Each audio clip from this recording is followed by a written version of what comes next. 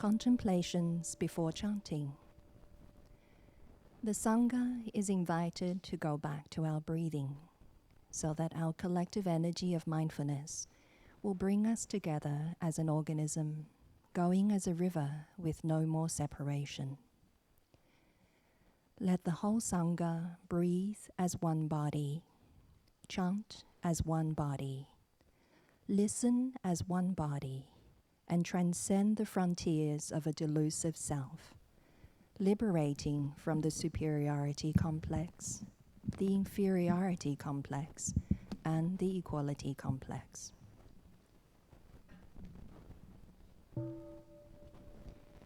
May the day be well and the night be well. May the midday hour bring happiness too. In every minute and every second, may the day and night be well. By the blessing of the triple gems, may all things be protected and safe.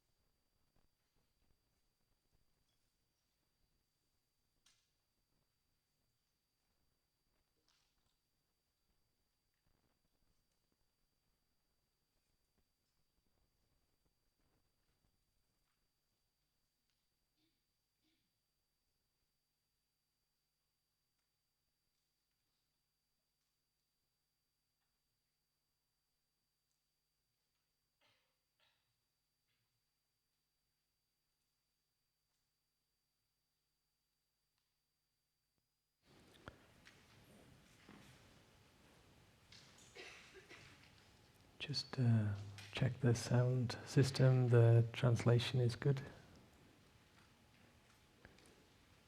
Thumbs up. Okay. Let us enjoy 3 sounds of the bell to arrive in the present moment. Find ourselves here in this hall.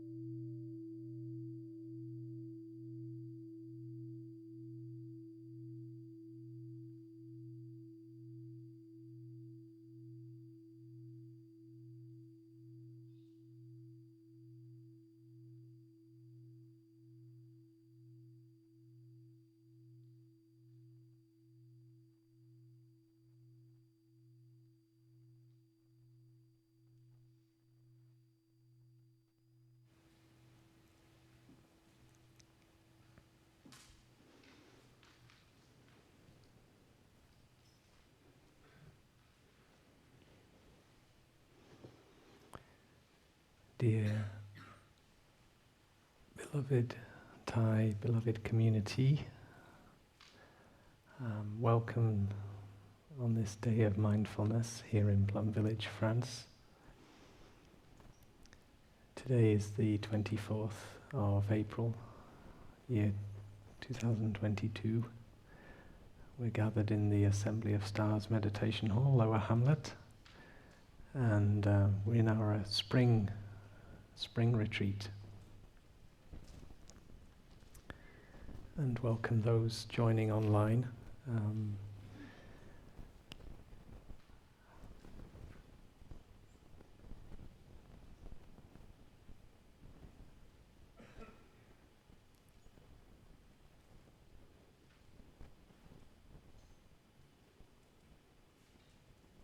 Do you know what enlightenment is? You can come up and write it on the board if you know what it is. I'm not sure I do. Sometimes we touch a sense of connection to ourselves, to our interbeing with Mother Earth and with each other, and we feel, okay, I'm touching something profound.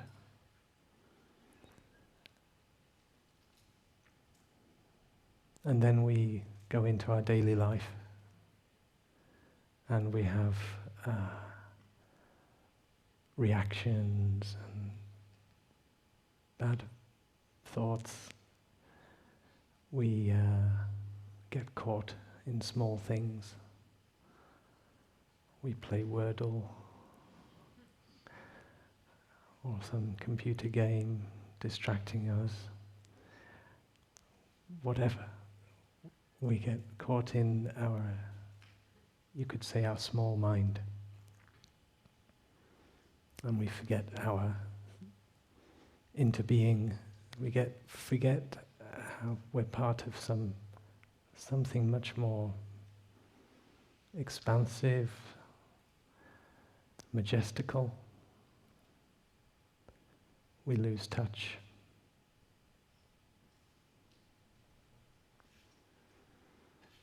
There's a story of the Buddha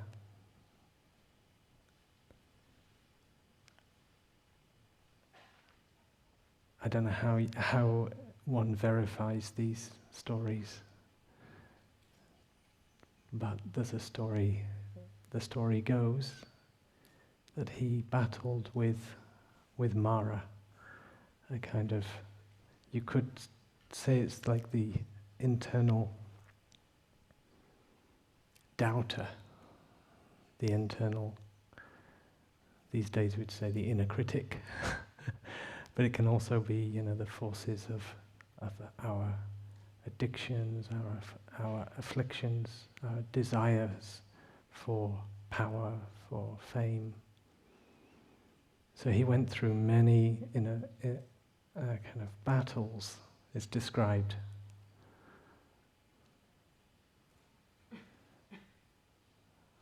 With the forces of Mara. Sister Eleni, in her talk on Thursday, quoted somebody, and I haven't checked, I've forgotten who the quote is from.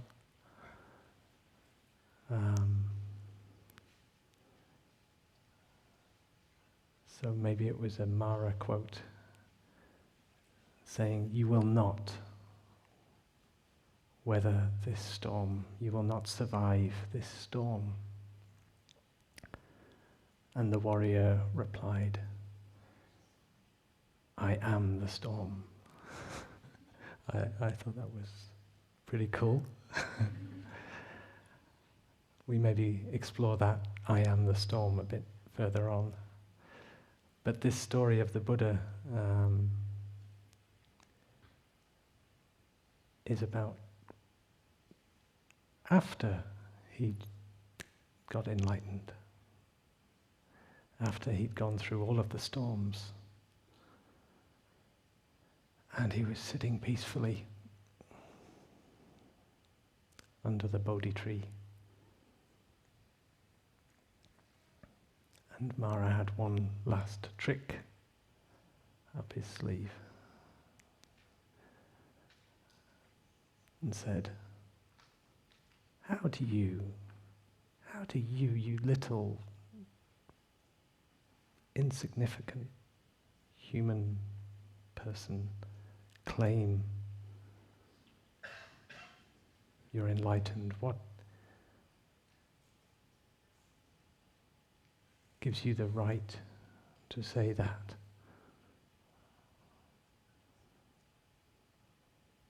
What can be your witness to you, your enlightenment? And maybe the Buddha breathed.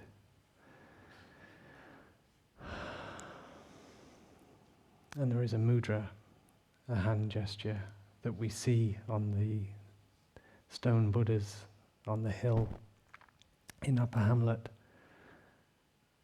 of a Buddha with its hand touching the earth.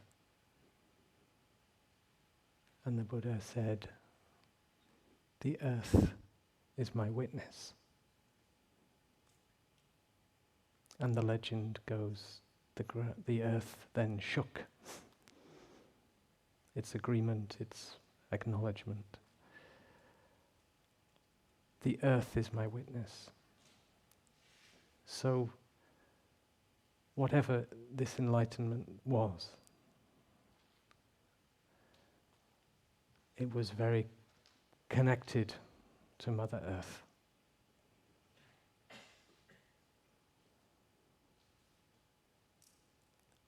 It was not separate from Mother Earth. It belonged, this enlightenment belonged, in fact, to Mother Earth, including the tree. that the Buddha was sat under.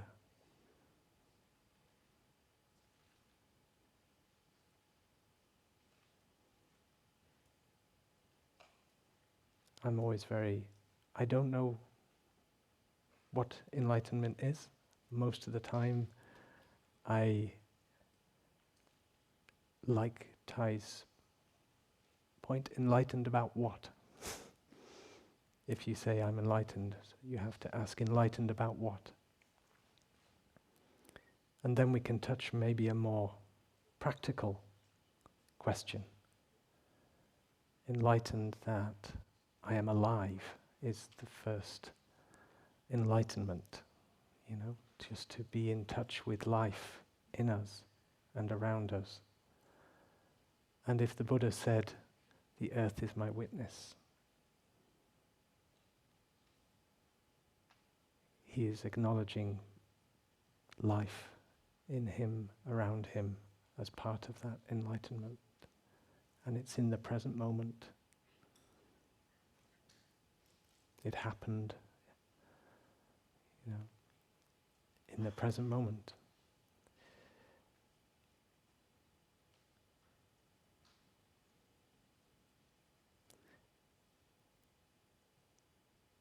In this present moment, I'd like to invite us to touch the earth with our hand, just like the Buddha did. I'm touching the podium, but I'm not so far from the earth. And this podium is made of trees.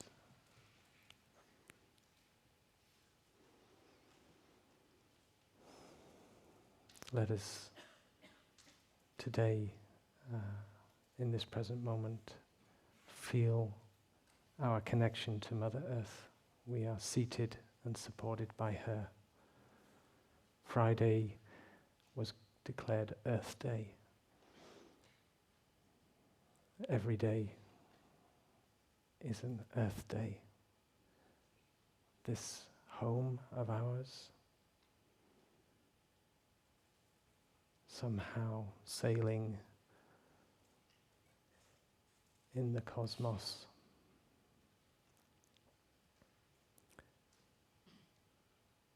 We are supported by the earth. We feel gravity pulling us to be able to rest on Mother Earth, in her lap. Her love for us is abundant and does not discriminate. Offering nourishment, healing,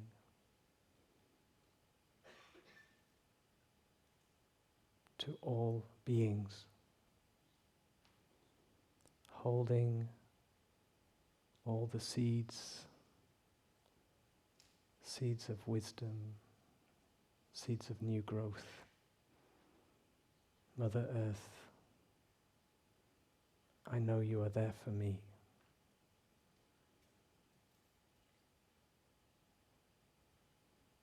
Mother Earth, here I am.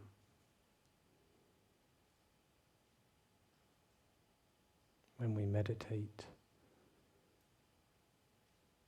we want to be able to say like that. So let us enjoy a sound of the bell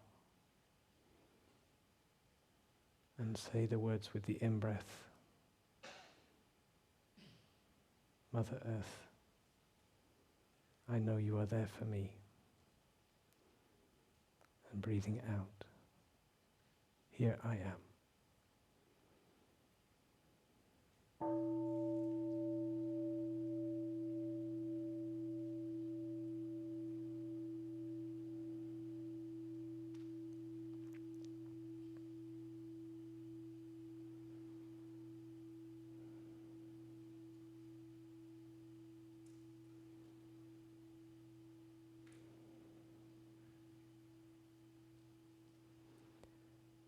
Mother Earth, I feel your immensity. I feel grateful to be a child of Mother Earth. I feel your support, your stability, your freshness, vibrancy.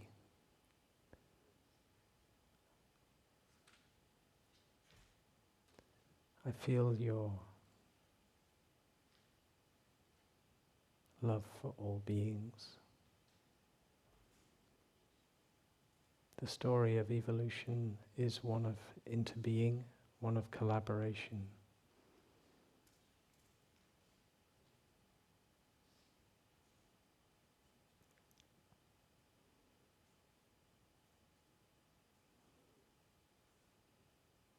And the miracles of life are there for each and every one of us. We only have to listen, attune to our body, to recognize we are part of this miracle.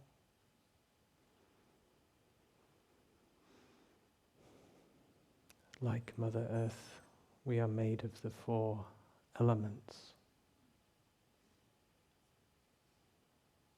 water, fire, earth, air. Water coming high from the mountains, from deep in the earth.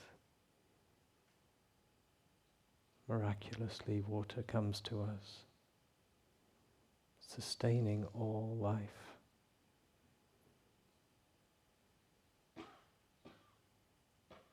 Allowing nutriments to be exchanged in our blood, the sap of trees, the water cycles through oceans and rivers, clouds, aquifers.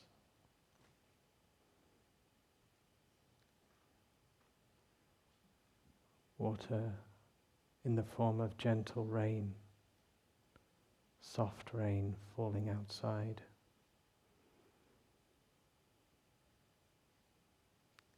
Coming to enrich the soils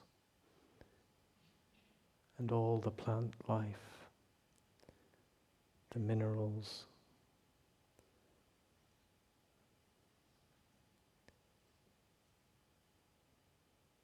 the earth, with all the seeds containing wisdom of generations, wisdom of evolution, the wisdom of exchange and interbeing, how the forests are connected through fungi, through mycelium, exchanging information and nutriments. And we also, in our communities, supporting each other to grow strong and being in harmony with life, with nature, knowing we are part of, we are not separate from.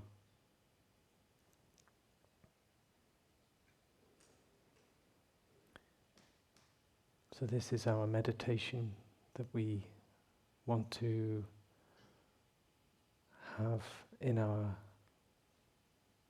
daily life, to always remember we are a child of Mother Earth.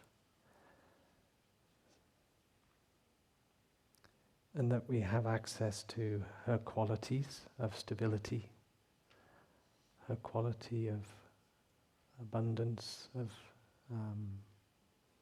non-discrimination.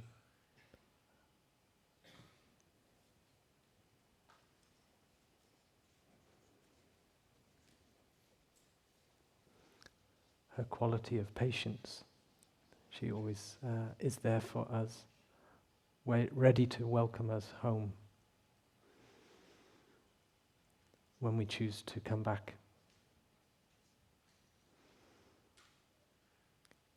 And when we touch this, we can also touch peace, the possibility of peace in us. And we know that our consciousness and our emotion is not separate also from, it arises, co-arises with conditions that also belong to Mother Earth. Mother Earth is also conscious, and our consciousness is part of her consciousness.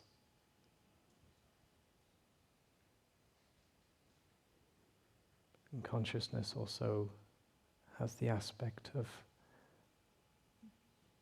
being stored.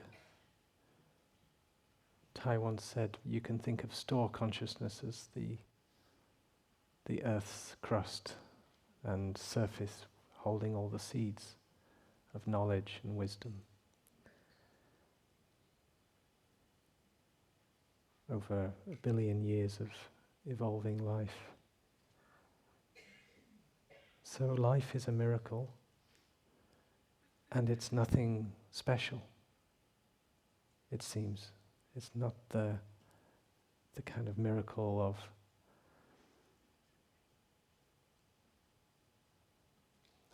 doing something like bringing somebody back from the dead or walking on water. I mean, they can amaze us, these miracles. I've never witnessed that kind of miracle. But to witness the miracle of life, the nothing special miracle of just being here, alive on this planet, that can give us a lot of joy and a sense of meaning and a sense of well-being, a sense of being part of the whole. Not everybody has that, including ourselves. As we go through the day, we lose touch with that. And our work as a practitioner is to reconnect and to also see that that is part of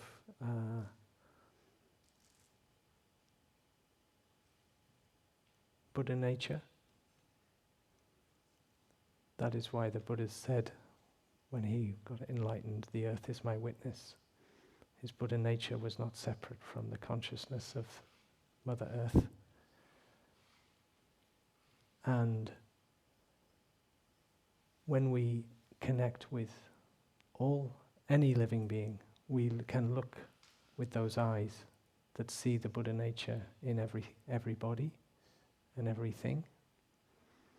Even if what's on display may not seem very Buddha-like, very peaceful. Maybe what we see is agitation in somebody, even violence. And yet we know that underneath the storm, behind the storm, there is also the Buddha nature. And if we have that kind of insight, it's called the wisdom of non-discrimination. It's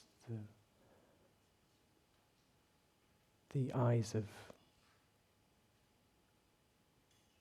non-duality, like seeing that we are not separate from each other. We are motivated by the desire to help and we don't judge so much, and compassion is naturally manifests. We don't have to force it.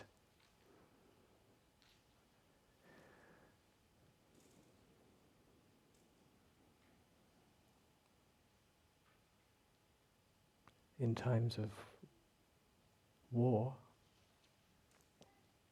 and there are many wars that have been going on in our time,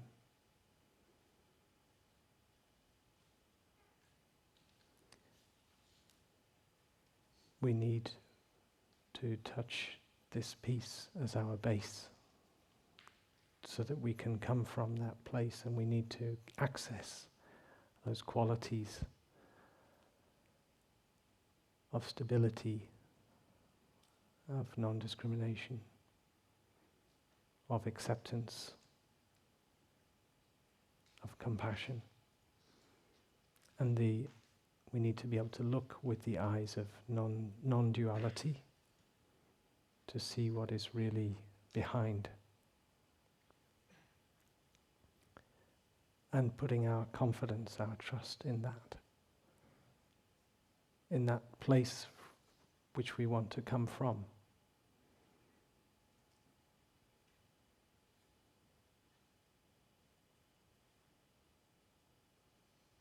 We want to be able to walk on this earth with stability and freedom, and to offer as best we can that to others.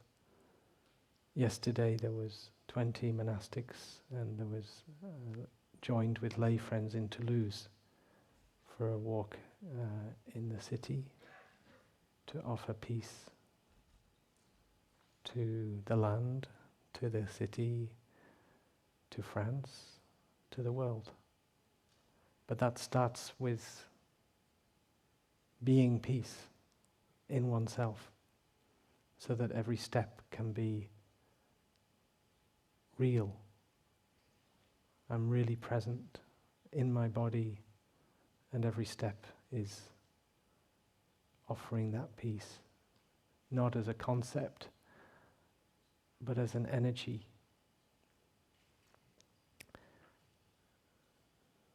So we make our practice also an offering of peace, and we should we don't have time to do anything else. It's too urgent, right?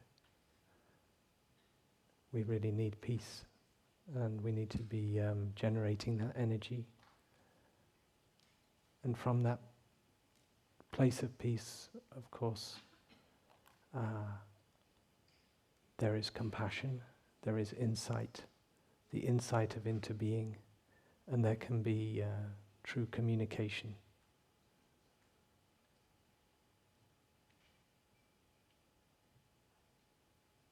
And with communication there can be reconciliation.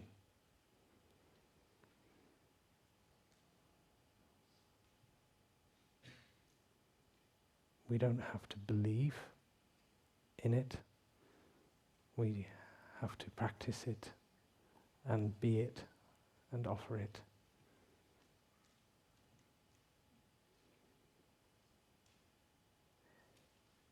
If we're just in the realm of ideas about how to do, we can have a lot of, even we can argue about our ideas for peace. In the time of the Vietnam War, Thai said in his book, Being Peace, the peace movement is not peaceful. It needs to practice peace.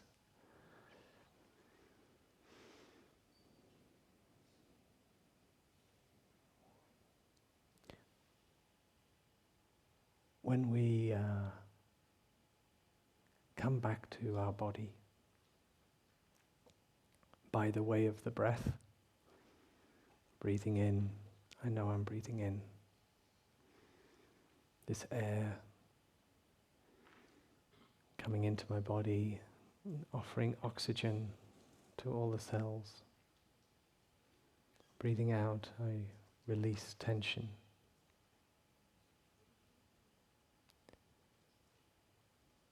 We're doing this work of yoga. It's like reuniting body and mind. And we talk about the yoga of the mouth, to smile. A smile is an asana. Asana, is that right? The asana of smiling. And that smile helps make the mind happy, even if it's counterintuitive. We smile, and we notice that that smile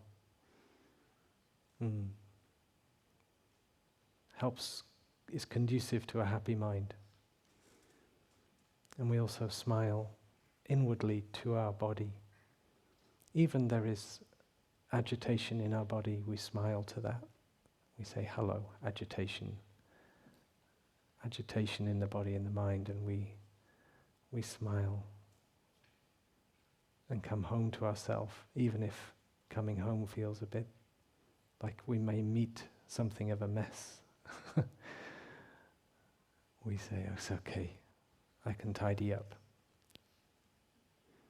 You've heard of tidy desk, tidy mind expression. So sometimes we come back inwardly and we find, oh, it's very untidy in here. But we smile to that, knowing that through the breathing, we can tidy up. We can restore our sense of well-being with the practice.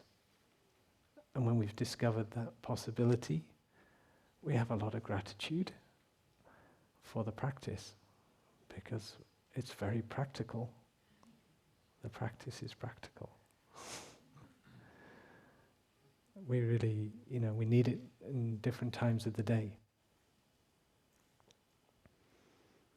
So we come back and we recognize what is going on, and sometimes we discover a storm going on, and it's a bit scary. And we maybe try to smile to the storm, say, hello storm. I'm not ready to be carried away. I'm nervous that I'll be carried away by you if I pay you too much attention. So we try to bring our attention just to our breathing.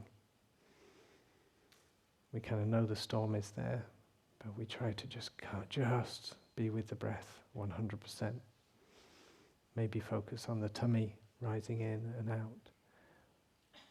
Something that connects us to our body, maybe connects us to the earth, and we feel more stable.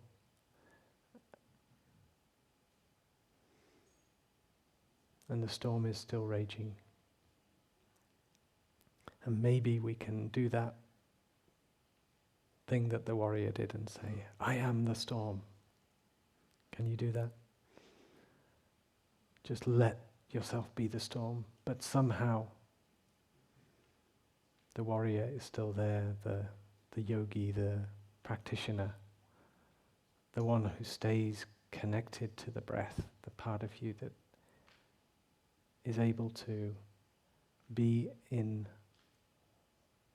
the still point.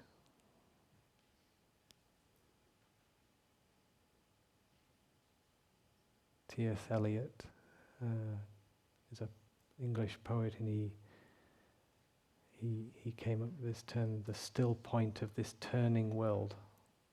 So everything is turning around and things, and you find this still point, even in a storm.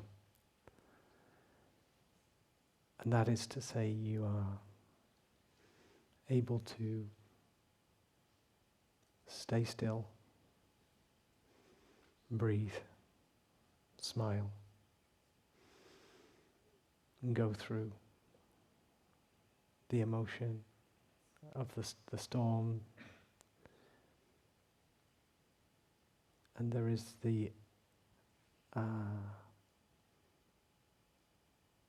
there is a sense sometimes we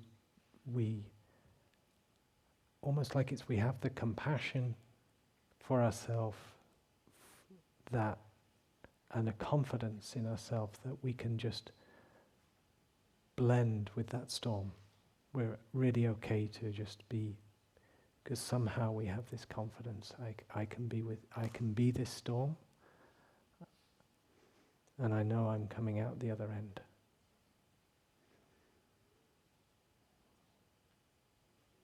Sometimes like that.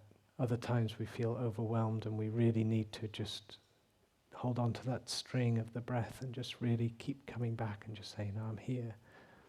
Yeah. Opening our eyes, maybe getting support from a friend. Maybe we need to cry.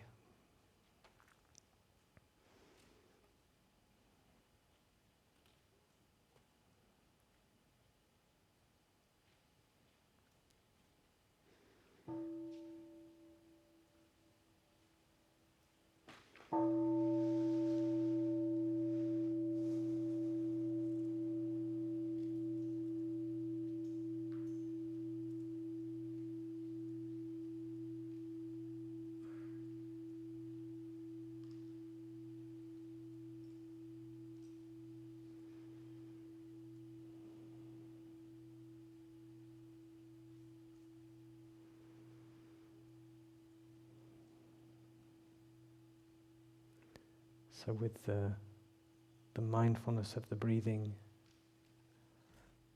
the smiling to ourselves, we can go through many things and restore our sense of peace and stability. This is an act of compassion to ourselves. Sometimes we hear the word the expression self-compassion, compassion for ourselves, and we don't really get it. But the truth is, we all know what compassion is, because we love. In our life we love people, maybe animals we have, but we can all be in touch with that feeling of compassion. It may be towards, when you think of children, it may be when you think of a dear friend who is suffering, and you want to be there for them. And you would take a flight to go and be there for them and sit by their side if that's what is needed. That's how much you love them. Would you do that for yourself? Maybe you did. Maybe you came to Plum Village to find self-compassion. You got on a flight. You did that for yourself.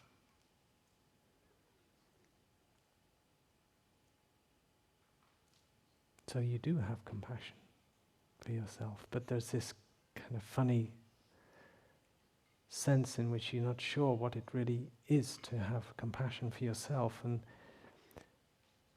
there's one trick that I found could be helpful, and that is that you get in touch with that compassion that you already have for somebody else. Imagine that person in front of you and be in touch with that compassion, that energy of really caring and really wanting to offer your stability and presence to them, and smile to them in your mind and feel it as you have felt it. And then, with your eyes closed, just turn that compassion in and offer it to yourself, to your body, to your mind, to your state of being. And if you're judging yourself for something, also, just as you would a friend, just say, it's okay, I accept you as you are.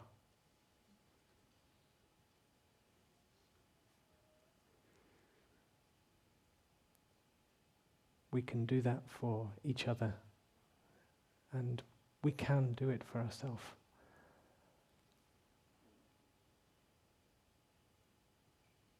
And if there is a part of you that shouts up, I don't think this is good, says, you don't deserve this compassion, or this is very uncomfortable. You just say, yeah, I know it's strange. It's a strange thing to do.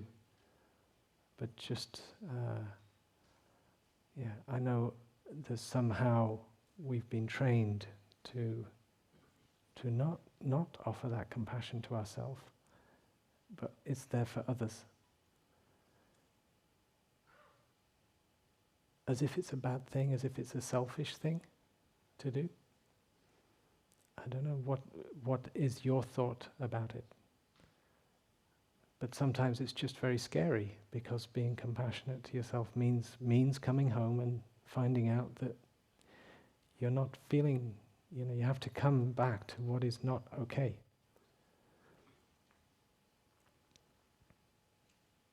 But whatever it is that's blocking you to offer that to yourself, just acknowledge that part and say, yeah, I know. That's a very strong way we've been doing to not have compassion for ourselves.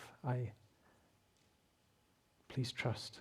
Let us try this, and just experience it. And maybe you'll like it.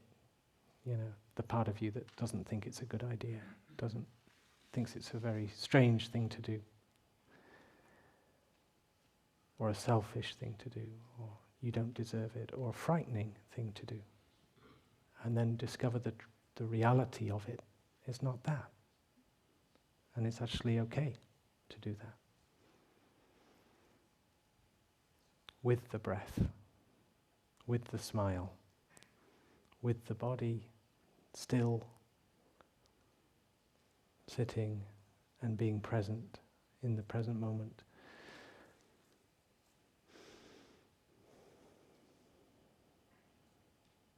Turning to ourselves, offering ourselves love is a courageous practice. It takes courage, it takes heart.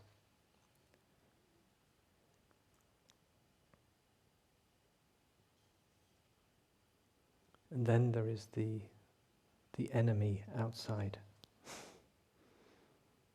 or even the friend outside that we're not getting on with, or has said something that has hurt us. And we also need, in our practice of peace, to take time and take that relationship seriously and make time for reconciliation. So we reconcile with ourselves, we reconcile with our friends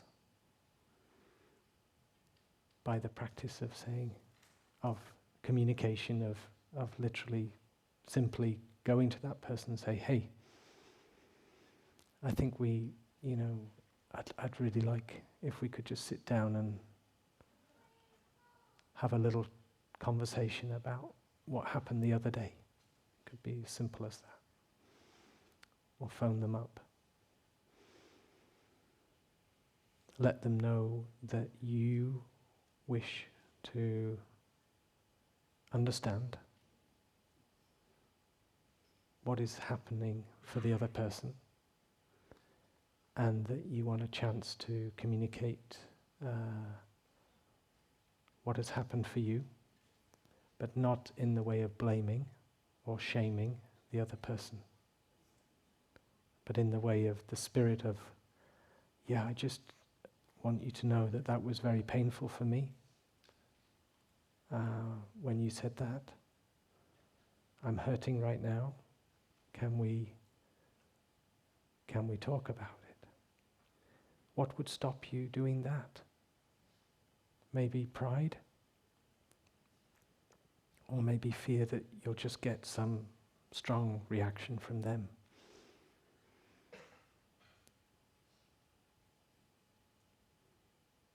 Or maybe the resentment that has built up has its own life. It wants to keep going. You don't want to let go of that resentment. It's become a little bit your friend. Like it's, yeah, I have this grudge, I have this bad feeling, and it kind of gives you a feeling of, yeah, I'm right there, and somehow it's juicy. Have you ever had that one? You just don't want to let go of it. Or maybe you feel that letting go of it will give you'll lose some dignity, you'll lose some sense of your truth. And maybe that's true. You need to really check in with that part that's saying that and say, okay, what is it that I think I could give away or lose by reconciling with this person?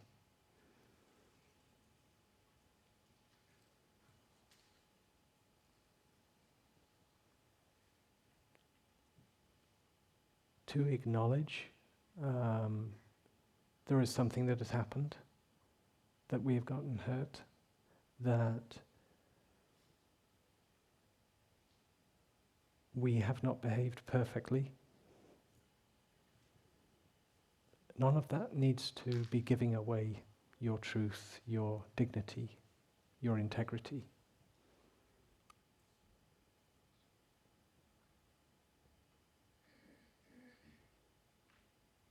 To express appreciation for somebody, even though you also have some difficulty, is not betraying yourself. You can very well appreciate somebody for many qualities and really feel that. And there has been this difficult thing.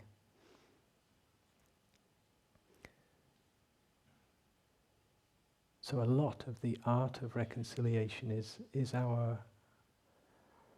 has to do with our desire to reconcile. Maybe our pride. And again, I don't want to say that the pride is necessarily a bad thing. It's just that it needs to be examined. It needs to be questioned, like, really? Is this what's going to stop me reconciling? And yeah, maybe there's something important behind that feeling of anger and pride, but that you need to understand before you approach the other person. But it's worth the work. It's good work to do that.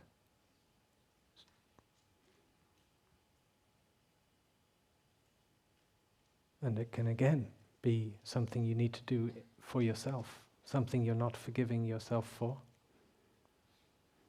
something that's blocking you from feeling that you really belong and deserve to, yeah.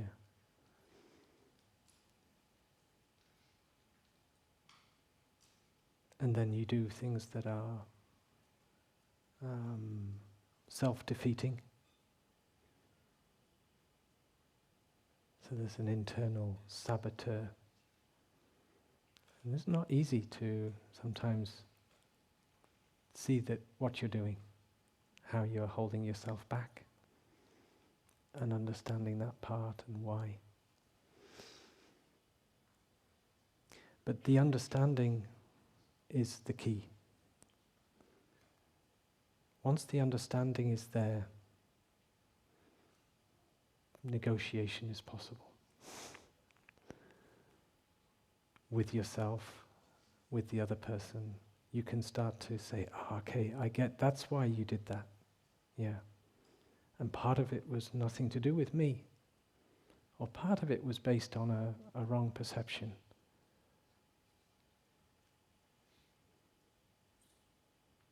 The spirit of going to somebody to begin anew is to, first of all, desire a true communication, to really understand. And the forgiveness, the compassion, follows very naturally from that.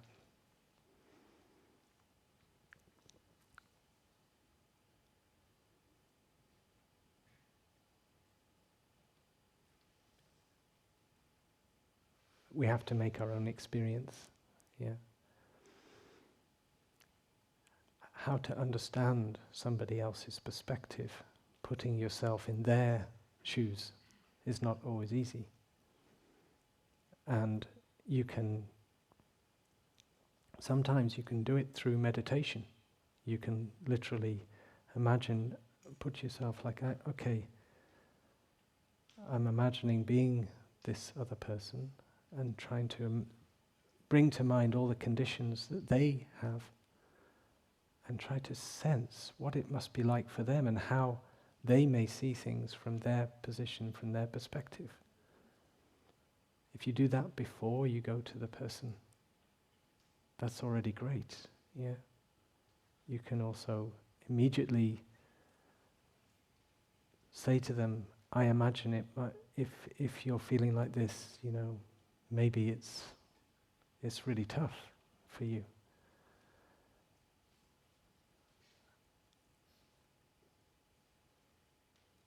You don't have to work it all out. You can ask them.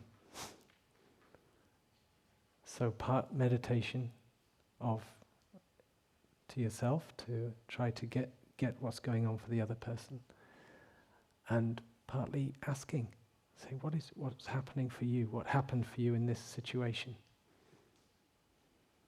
You might get some wrong perceptions from them, but those wrong perceptions are also useful then for you to understand, oh, well, if you think that happened, of course you're angry.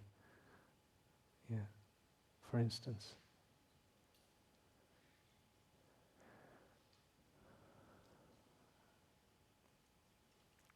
Our happiness is not an individual matter. When we want to be happy, the ones we loved, we need them to be happy too.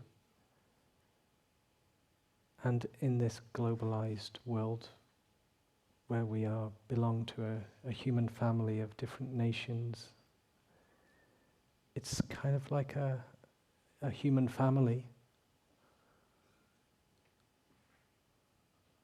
Sometimes it looks more like a circus.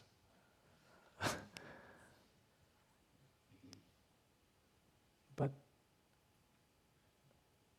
in the end, we have to sit with each other and work out how do we move forward? How can we understand each other? What went wrong? And we have to be ready to listen. If we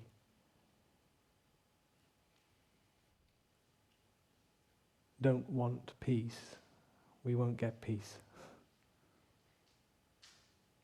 If we want to punish, we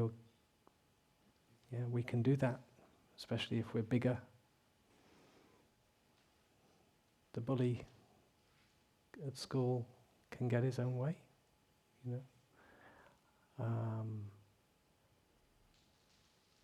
because he's bigger.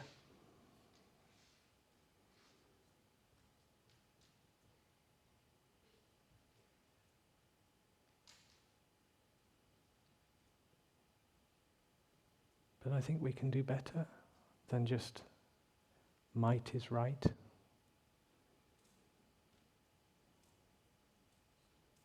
it won't lead to peace on earth and goodwill to all men.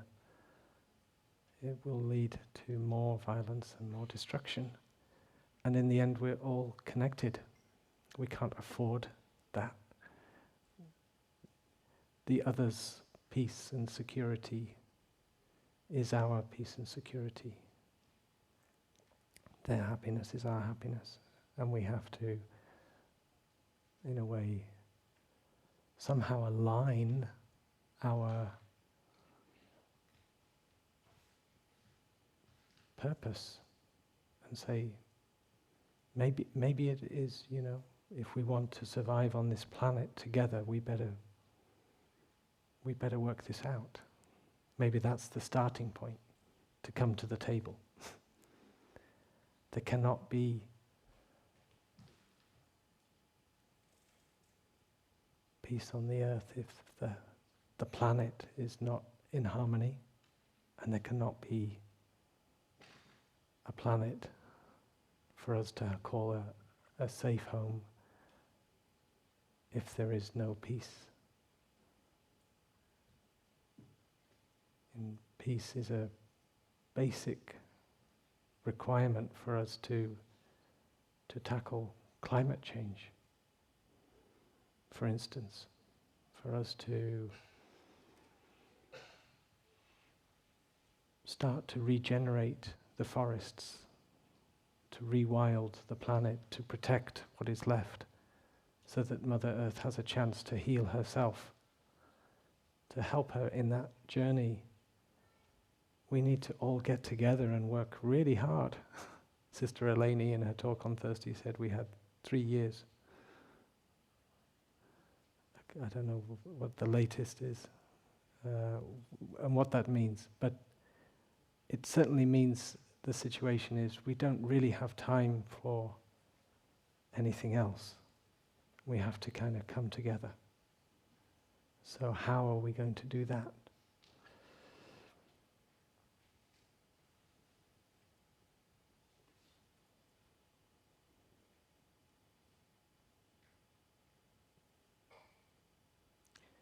If you want peace, peace is possible. If you don't want peace, you won't get it.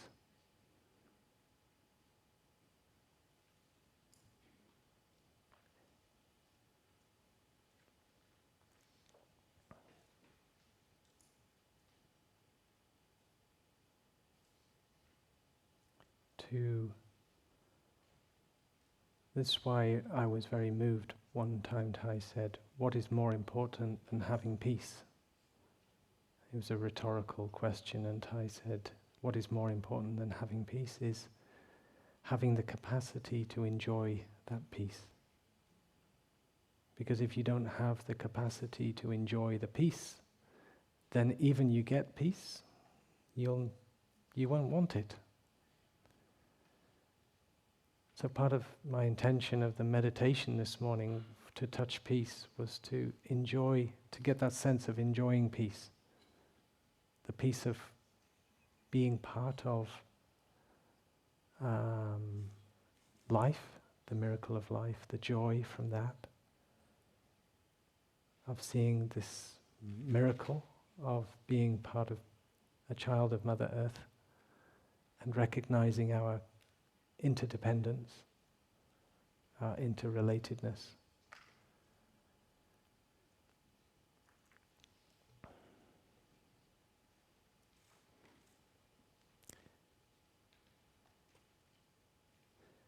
There's a woman called Dia Khan who did a documentary she made called Meeting the Enemy. And she's a Muslim woman born in originally Norwegian. She ended up in England. She has quite a story of experiencing discrimination and violence.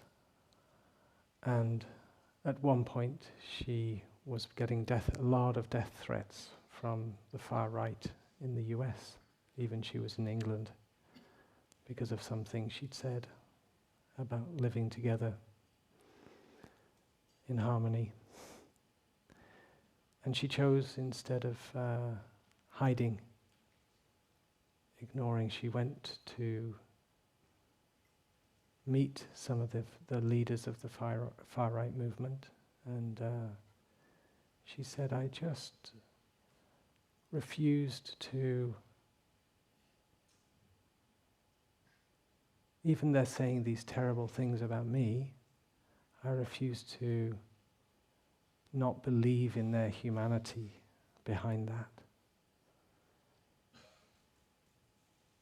And so she met the enemy. Certainly they would have considered her part of their object of what they perceived as the problem. In this case, it was a kind of white supremacist movement. And she went into conversation with them, very real conversation, really asking them about their perceptions and questioning them, but with a genuine sense of this is one human meeting another. And offering the respect of really listening to them and having a conversation. And it led to quite extraordinary connection between her and these far-right people, worth checking out. Another example, somebody I know personally, is a Sangha member from Liberia, and her name is Annie Nushin. And she's been to Plum Village, some of you have met her.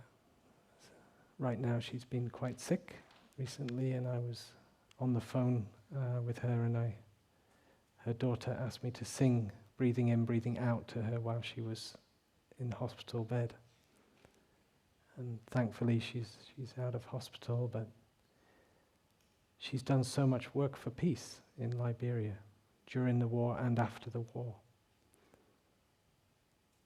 Right now, she wants to build an orphanage, build a kind of school for young people. She knows that if the young people don't get the love, that is a good condition for war in the future. And having experienced 15 years of civil war in Liberia, it's a big passion not to have that happen again.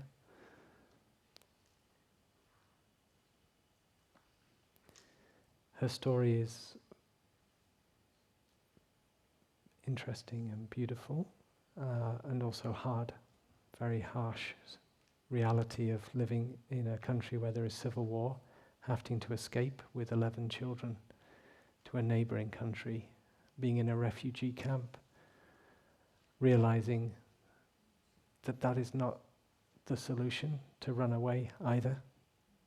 The conditions in the camp, the future was terrible. So she went back to her country in the middle of the war and became part of a movement, became a leader, one of the leaders of a women's movement calling for peace, standing in the roadside with white t-shirts, Muslims and Christian women, saying, "We want peace, no more war," as convoys of black cars with presidents and important people drove past, ignoring them. But eventually they got the public attention. A group of them blocked. And there was some peace talks which could have easily ended up as just a show of peace talks and not real. But a group of women blocked them in and said, "You come up with the solution, otherwise we don't let you out." Lema Gabawi got the Nobel Peace Prize for that work she did along with Annie Nushin. Annie Nushin went to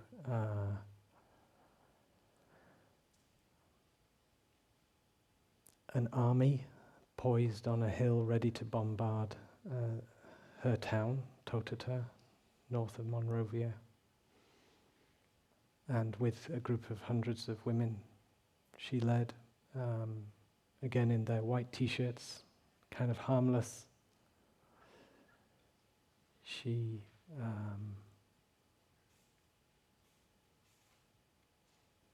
demanded to speak to the general.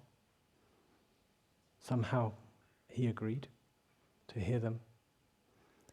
And she said, "General Leopard, you must not continue to bombard this town.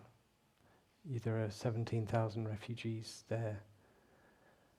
You will have a lot of blood on your hands if you bombard, if you engage the enemy at this time."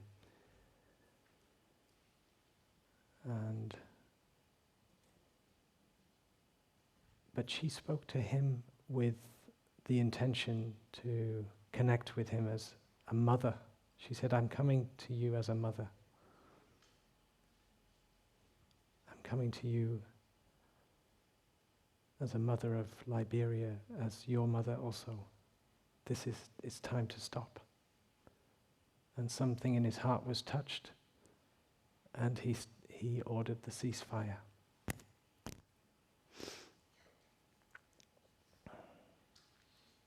And so many people were saved by that action, both of her and also the openness of the general to listen and to allow his heart to be touched by the power of this group of women and their intention, which was not so much anger as an appeal to compassion and an offering of their love. And their account of this story, there is a short film that a Sangha made in Plum Village, because they both shared about this, because also the general came to Plum Village. In fact, it was the general that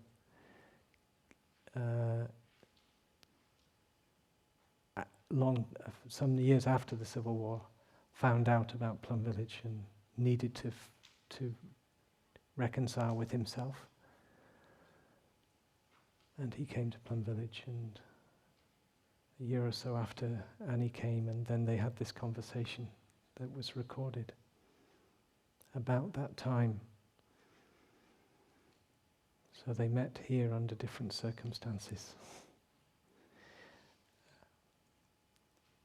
as friends.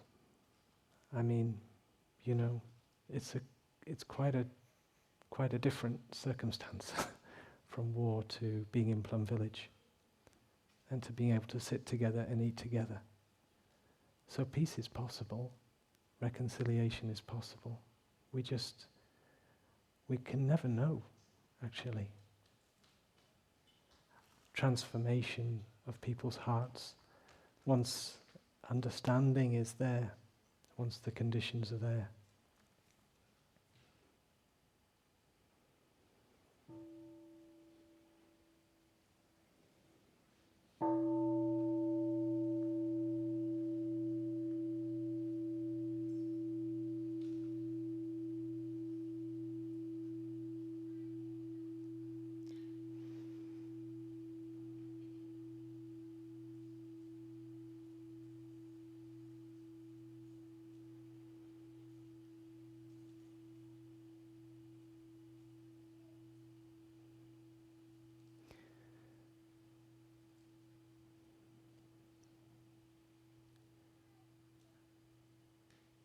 There used to be a big clock, and which would let me know if I was going on too long.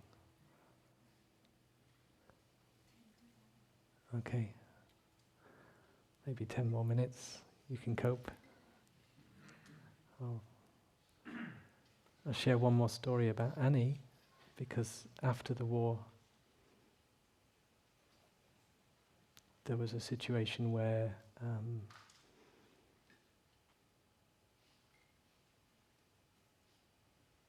young men who had been child soldiers had become very violent, a group of men, but there was no war to fight, but they were still going, they still had their guns and they were going into villages and causing chaos and doing bad things. And they were hated by the communities, but they were sort of rogue and living in the forest. And once again, Annie took to her feet with a group of women and walked many, many hours without food, and it was very difficult conditions, and got to the forest where they were. They brought with them scissors and soap and t-shirts, and they offered to the young men, we can cut your hair, we can wash you and put these t-shirts on, and we bring you back to your communities. And somehow, she said, we come as mothers, we come with our love and with our forgiveness and with, offering you this chance. At the beginning, they were laughed at.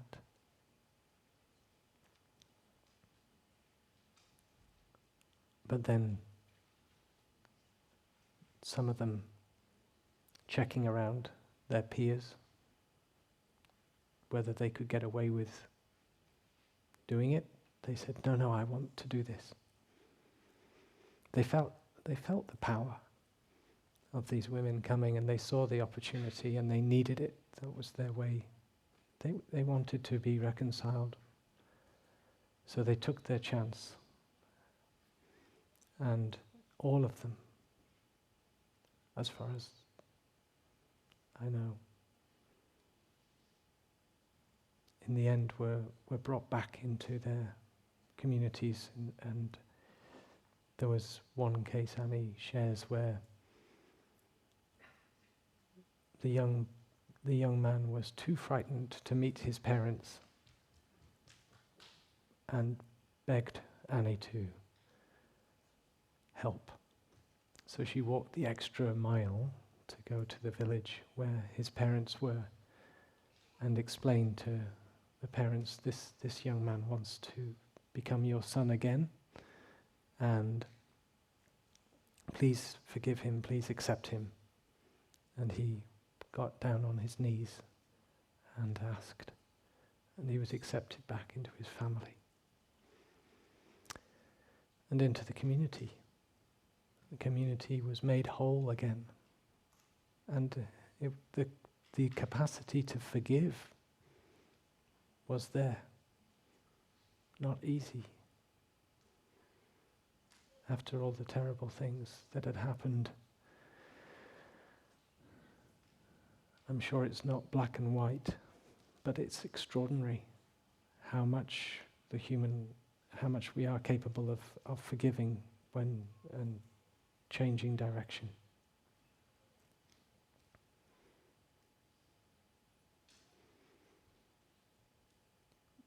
When Annie would describe how she would do this work,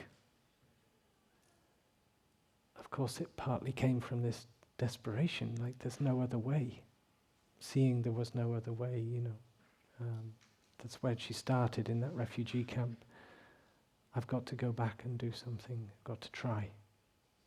So strong determination,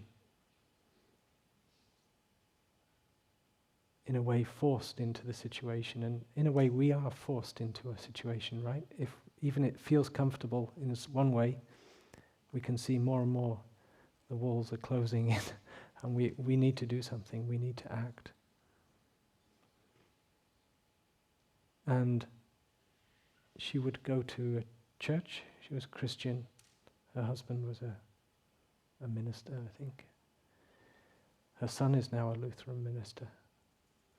She went into a church and she prayed to God to give her strength, courage to face going into a situation where other people had guns and were maybe very unstable and trigger happy, maybe on drugs.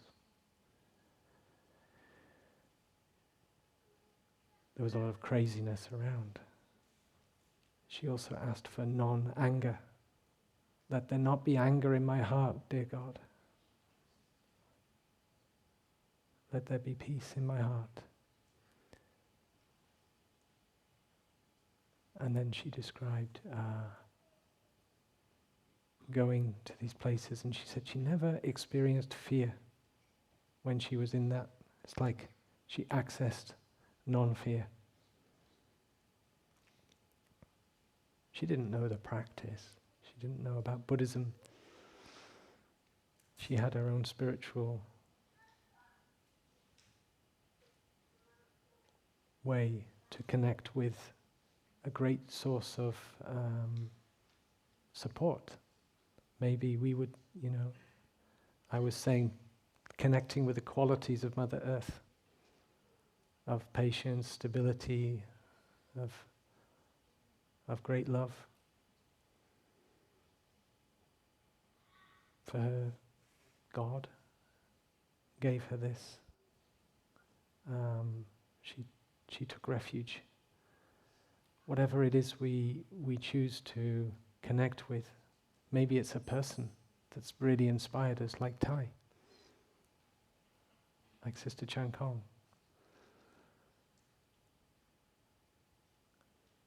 There are many stars in our human family that we can look to, and they still burn brightly in our hearts, and we can connect with that spirit of non-fear, and it can be there for us, available to us. Even we are also human, and we also have our limits and our daily stresses and burnouts, and yet we are capable of great things, each and every one of us. It's so much easier if we can do together.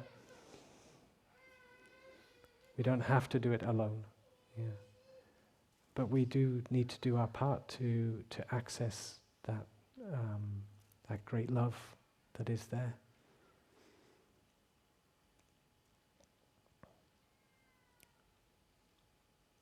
By asking, by wanting it, by needing it. If you want peace, peace can be with you immediately. That was one of Thai's calligraphies. If you really need peace, peace will be with you. That is a powerful quote. And Thai is not someone that said, you don't have to do any practice. We also have to practice. But the practice is we learn how to come back and connect with ourselves, and in a sense make ourselves available to something bigger than this small self. Because we are more than this small self. And that is abundantly clear scientifically. It's just that we don't feel it in our day-to-day experience. Scientifically, it's obvious that we inter-are with everything. We're part of an ecosystem. We belong to something much bigger with incredible qualities of power of regeneration and healing, and we have so many examples. Not just Annie, not just Thai. Beautiful examples in our own families, in our own lives. So we need to connect with that, trust in that as we move forward, and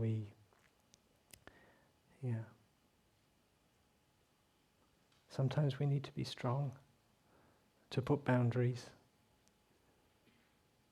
but we also need to then, when we've brought the people to the table,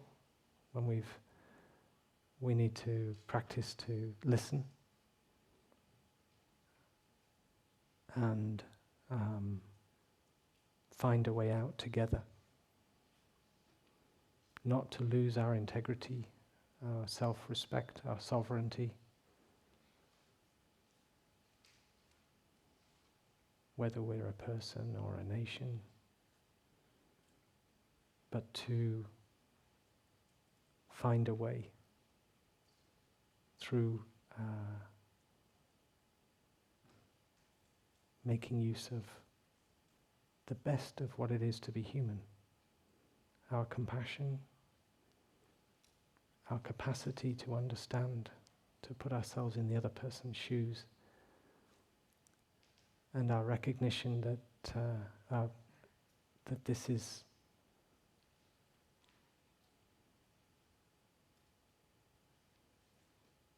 the absolute duty if we want to have our young ones have a place to live.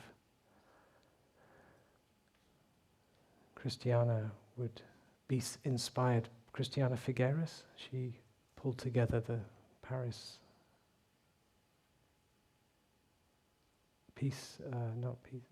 climate change agreement in 2015.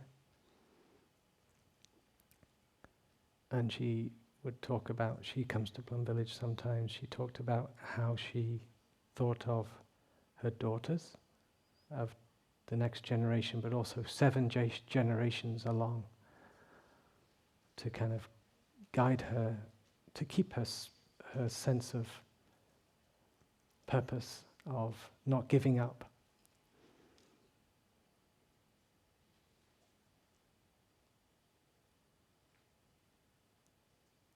And in her work, she learned how to use the practice, meditation, mindfulness, to keep herself healthy. And she noticed other colleagues needed to do that also, to avoid burnout in the work. Having a happy environment to do that kind of work.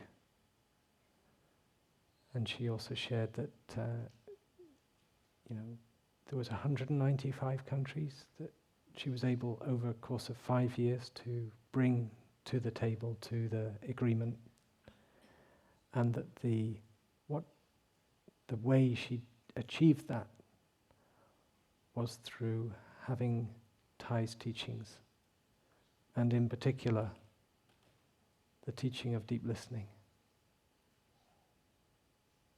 So every time she would go to a country, she would really listen to see what their perspective was. And through that listening, that country, that representative of that country felt, okay, I've been understood. And then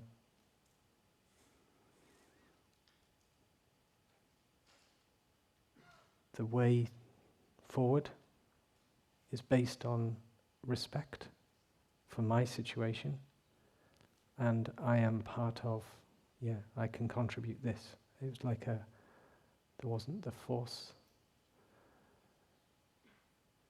in it. There was the power was from the listening, the understanding, and the communication. Because I don't think Christiana, even she had a high role for that time as the UN Secretary for Climate Change. She didn't have power to force countries to agree. She needed spiritual power. So that's another inspiring kind of story of how listening and understanding, trusting in the Buddha nature in all of us, trusting that we all, in the end, want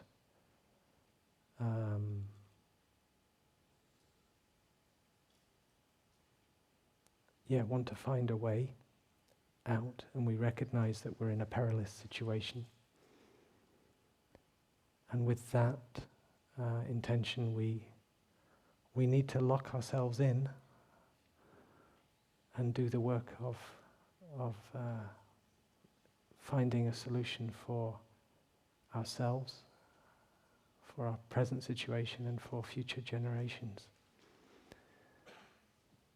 And meanwhile, we have our own work to do to take care of ourselves, take care of our mind, take care of our thinking, to take care of our relationships, and to be there for whoever we have vowed to love, to find ways to reach out. And that is coming from not a sense of, I've used the word duty, but I want to kind of reclaim that and say,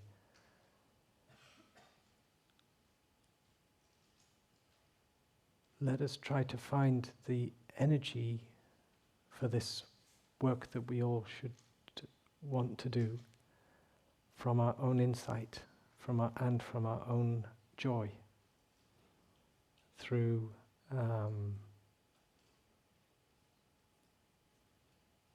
the practice of connecting with what is true, what is beautiful in ourselves and around us.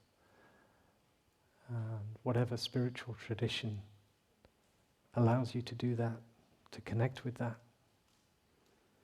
In Plum Village, we don't mind any way. What we offer is just the simple practice of getting in touch with yourself in the present moment, smiling to yourself with love and acceptance as you would a friend, as you would want God to smile to you, and smiling to the miracle of life in you and around you, and looking on all beings with the eyes of compassion and understanding. So, thank you for your practice. We have the sound of the bell. I wonder if we want to offer the song.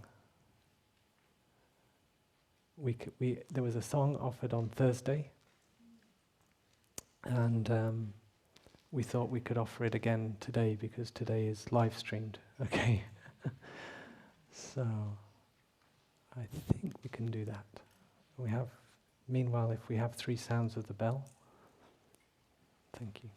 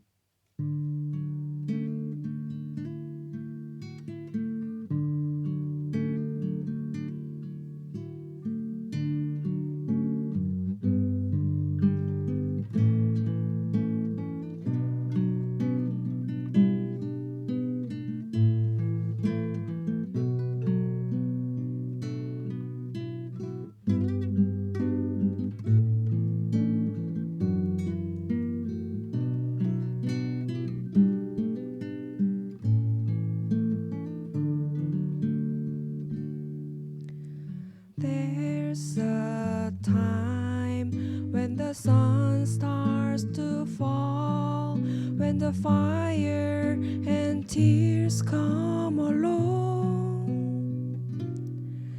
an innocent child is risking all its life. Is there hope that comes with the dawn?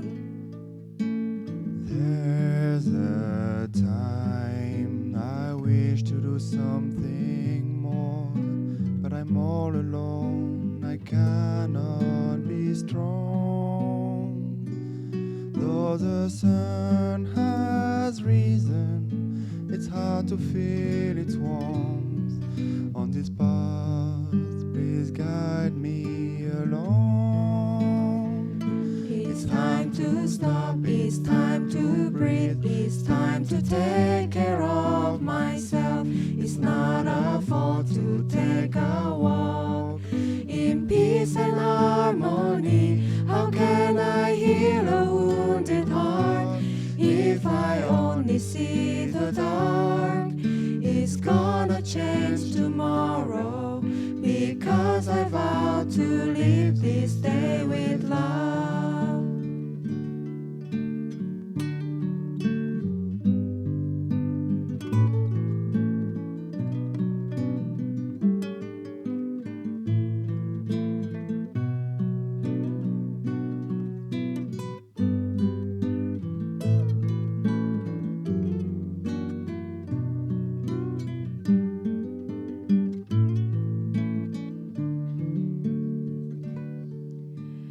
There's a time I take a little pause.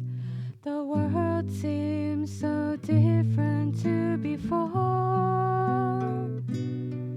My friends still smiling, my beloved still alive.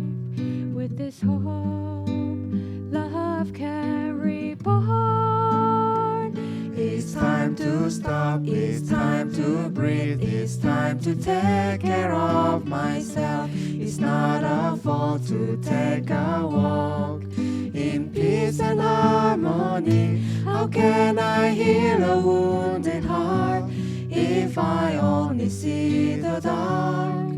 It's gonna change tomorrow, because I vow to live this day with love. I vow to talk, I vow to think, I vow to act on the out of love. In the darkest phase of time, there's no hatred and no fear. Our compassion is the light that guides us through the night. It's gonna change tomorrow, because I vow to live this day with love. I vow to talk, I vow to think, I vow to act only out of love. In the darkest phase of time, there's no hatred and no fear.